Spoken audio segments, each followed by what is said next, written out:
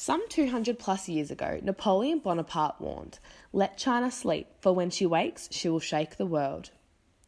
China was awoken by globalisation and overall was a clear winner, with rapid development and incredible power being the result. In regards to economic and human development, the industry relevant to your business will influence whether to establish in China. For example, if you're looking to outsource production, China is perfect. However, if you're looking to sell goods, then China may not be your best option. Through extensive research, we have concluded China should be manufacturing technological goods such as computers, and Australia should specialise in iron and ore production. With regards to cultural distance, Australia and China are becoming more and more similar every day. Globalisation has an undeniable positive impact on China after Deng Xiaoping made the decision to open up China in 1992. As a result, today China continues to present prosperous business opportunities as exemplified in the $653.1 billion of foreign direct investment that has been injected into China in the post-WTO accession decade, with this rate increasing on average at 9.5% per annum. In addition, China's GDP grew astronomically at an average rate of more than 10% per year. These factors contributed to increased employment opportunities and ultimately China becoming the world's largest exporter and the world's second largest importer of goods for the first time in 2010, and these facts remain true today. However, these job opportunities, it can be argued, cannot be totally glorified, as globalisation has also had a detrimental effect on employee wages, which has ultimately led to families struggling to survive. Whilst there are minimum wage standards, these are able to be exploited, and in many cases, the minimum wage has become the maximum wage employers are willing to pay. In order to compensate, employees are working overtime in unsafe environments as OH&S standards are not upheld. Ultimately, globalisation has led to foreign investors taking advantage of cheap labour and ignoring basic human rights in the process. The growth in China's GDP has allowed China to become a major world investor with an accumulated outbound investment of more than $300 billion. However, it is not only China's economy which has benefited, it is also their politics. Prior to globalisation, the freedom of speech was a concept unheard of. Outward disagreement in the form of speech crimes were punishable, and slogans like that of "we will fight wherever the party directs us" and "we will follow the superior's directions whether or not we understand them" were common. Globalisation has empowered Chinese citizens, especially younger generations, as they refuse to submit to government oppressions and instead are forming independent attitudes and responses to government actions, which lead to confident, independent populace with great potential for success. Legally, China has adopted universal values, such as honesty, cooperation, and fairness, which has been to their betterment. Transparency has been the result, which empowers Chinese citizens as they are now able to attend open trials and take action against the government to ensure they are held accountable for any wrongdoing. Additionally, their voice can be heard as policies are now made public before being issued and implemented, which gives citizens the power to influence decisions. The importance of education has also been recognised, and as a result of globalisation and Chinese governments are now providing schools in rural areas for which attendance is compulsory, as well as introducing plans to assist the disadvantaged. Globalisation has left China with two choices, the first being to duck for cover, and the second being to take every opportunity possible and use them as a tool to better their country. The Belt and Road Initiative exemplifies the extent to which China has adopted globalisation and now uses it to enhance their country and the power it holds. I believe it is fair to say that China was able to make the right decisions at the right time, and as a result are a more open, diverse and populous China has evolved, one which is a powerful player in the world as we know it. And although there have been downfalls resulting, China is in a better position as a result of globalisation than they were prior to, and now have greater resources to deal with the losses incurred. Now we're going to start looking at China's economic development, which is a key aspect when trying to find out whether an Australian company should invest into a different country such as China. In order to understand its economy, one must look at the two turning points that it took in its history, which are crucial to the development of China from an economic perspective but also a social one. The first turning point was in 1948, when China became a socialist country under the rule of Mao Zedong with a socialist command economy. This form of economy under the rule of Mao left the country in economic chaos, and it was completely underdeveloped, leaving its citizens in extreme poverty. However, 30 years later, in 1978, China and its economy took another turn, and they started to incorporate degrees of market mechanisms into its economy as well as social service systems. The country was opened up for foreign investment as well as technology and trade. These decisions and reforms were the foundations of the massive economic growth that has been seen ever since, lifting hundreds of millions out of poverty and attracting even more hundreds of millions of euros into the country. Visible on the graph, China has successfully transformed its economy from one of the world's poorest countries to the second largest economy in just 30 years. Since initiating market reforms in 1978, China has shifted from a completely centrally planned market economy towards one that incorporates increasingly market-driven aspects. Its GDP growth has averaged nearly 10% a year, which is the fastest sustained expansion by a major economy in history. Even though the country has achieved to become the second largest economy in the world in terms of GDP, China's economy has expanded rapidly, but its regulatory environment has not kept pace. Since the market reform that started in 1978, the growth of new businesses has outpaced the government's ability to regulate them, which is a very important aspect to consider when looking at the economy and development of a country. This situation has created a lot of difficulties for businesses who face uncertainty and difficulties with competing with local companies in the Chinese market. Economic development is great.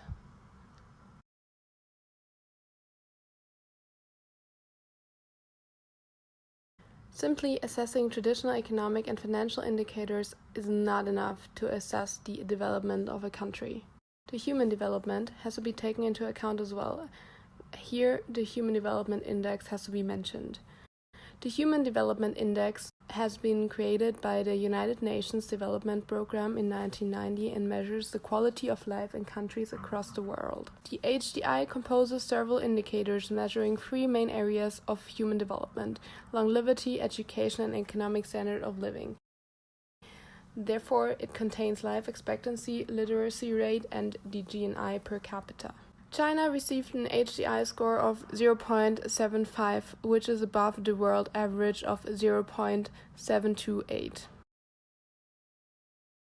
The HDI is much better at assessing the development of a country. However, only regarding the HDI alone is not sufficient. Other indicators have to be inspected as well, such as gender inequality, CO2 emissions per capita, or the multidimensional poverty index. Another way to assess the human development is by the Millennium Development Goals. China, for example, lifted already 660 million people out of poverty. Given its GDP, China is placed in a second position in the world economy.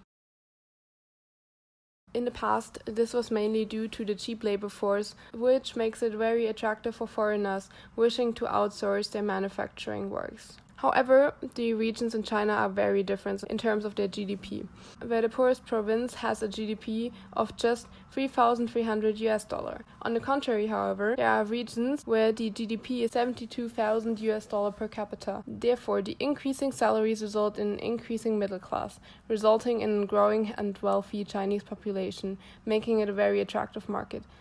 Therefore, in the conclusion, we can say that there is no right answer to the question as to which indicator is of greater importance. It depends on the activities the Australian firm wants to pursue in China. If the firm wishes to establish a presence to outsource their manufacturing activities, the economic development is an indicator that has to be taken into account. However, if the company wishes to set up a branch in China in order to sell its products, the human development aspect is much more important. China has a very cheap labor force and, on the other hand, a growing market.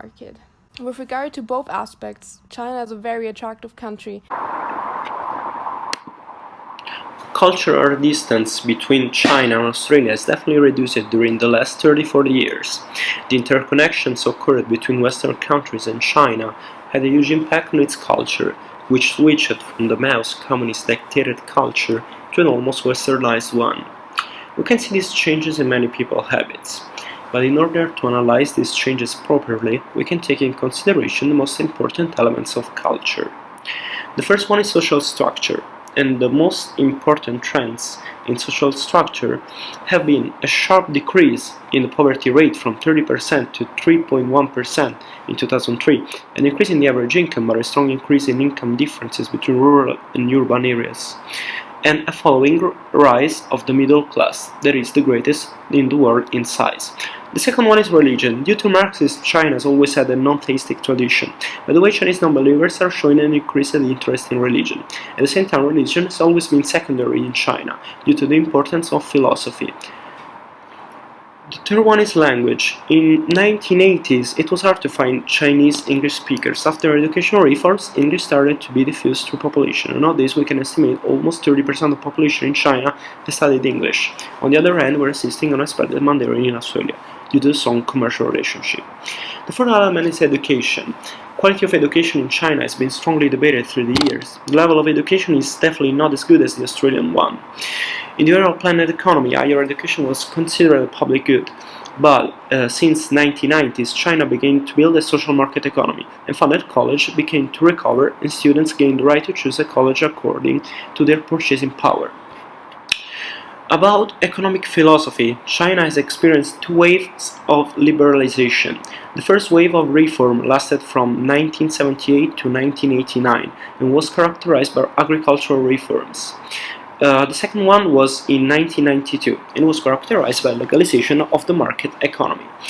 By the way, today we talk about the Belt and Road Initiative. There is an ambitious economic program which aims to strengthen infrastructure, trade and investment links between China and other 65 countries. The last element is political philosophy. President Xi Jinping told during a speech in March 2013 that China's socialism is going to be redefined through different stages. The first one was the redefinition of socialism away from public ownership and towards the three advantages. Advantages to the developing of productive forces, to increasing the comprehensive strength of a socialist nation, and to raising people's standard of living. Another important framework to analyze cultural distance between China and Australia is represented by the offset cultural dimensions. The first one is power distance, defined as the extent to which the population accepts that power is distributed unequally. The second dimension is individualism, that represents the degree of interdependence a society maintains among its members.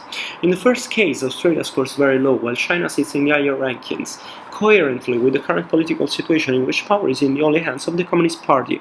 Talking about individualism, Australia's score is much higher than China's one, showing that in China a collectivist culture is still prevalent, even after the globalization. The next dimension is masculinity versus femininity. Both Australia and China are considered masculine societies, showing that in both countries people are proud of their successes and achievements in life. The goal is to win. Another important dimension is uncertainty avoidance. In this case, Chinese are comfortable with ambiguity, and this is coherent with Chinese language, which is full of ambiguous meaning that can be difficult for Western people to follow.